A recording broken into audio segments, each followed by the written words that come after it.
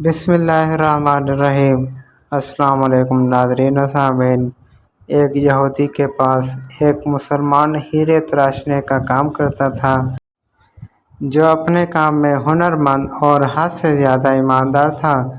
یہودی اس سونار کی کاریگری سے بے تحاشا نفع کمانے کے باوجود اسے مناسب معاوضہ ادا نہ کرتا تھا، جس کی وجہ سے وہ بہت مشکل سے اپنے گھر کا خرچہ پورا کرتا تھا۔ یوں ہی کام کرتے کرتے اس نے عمر گزار دی۔ اس کی بیٹی جوان ہو گئی۔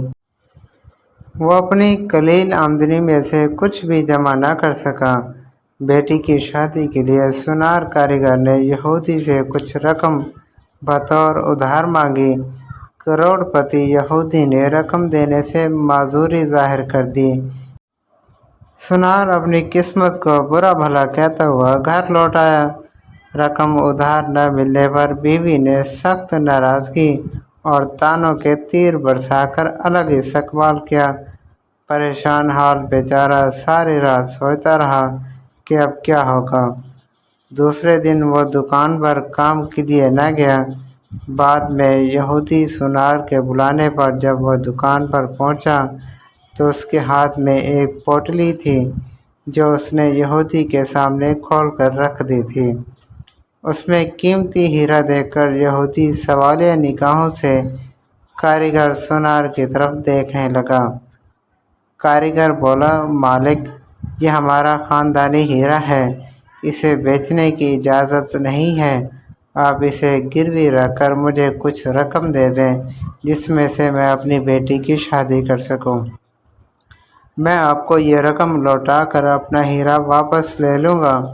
یہودی اس کی بات پر راضی ہو گیا۔ مسلمان کاریگر نے قرضے کی رقم سے بیٹی کی شادی کر لی۔ پھر دن رات کام کر کے قرض کی رقم ایسا ادا کرنے لگ گیا۔ قرضے کی آخری قسط ادا کرنے کے بعد مسلمان کاریگر نے اپنے ہیرے کا مطالبہ کیا۔ یہودی نے وہ ہیرا لا کر اس کے سامنے رکھ دیا۔ ہیرا تراشنے والے کاریگر نے ہیرا لے کر پانی میں رکھ دیا۔ دیکھتے ہی دیکھتے ہیرا گھل کر ختم ہو گیا۔ ہیرا تراشنے والے کاریگر نے کہا، مالک، یہ مصری کی ڈلی تھی جسے میں نے اپنے فن سے ہیرے کا اس طرح سے روپ دیا تھا کہ آپ جیسا سونار بھی دھوکہ کھا گیا۔ آپ نے میری عاجزی اور درخواست پر قرضہ نہ دیا، جس کی وجہ سے مجھے یوں آپ سے رقم نکلوانا پڑی۔ میں مسلمان ہوں، اس لیے بھاگا نہیں ہوں۔ آپ کی پائی پائی ادا کر کے سرخ رو ہو گیا۔ افسوس کہ آپ نے میری قدر نہ کی، اس لیے ملازمت چھوڑ کر جا رہا ہوں۔ کاریگر یہودی کو پریشان چھوڑ کر وہاں سے چل دیا۔ حکایت رومی رحمۃ اللہ علیہ فرماتے ہیں، اللہ تعالیٰ کا حکم ہے کہ ضرورت مندوں کی ضروریات کو پورا کیا جائے۔ ایسا کرنے سے معاشرے سے برائیاں ختم ہو جاتی ہیں۔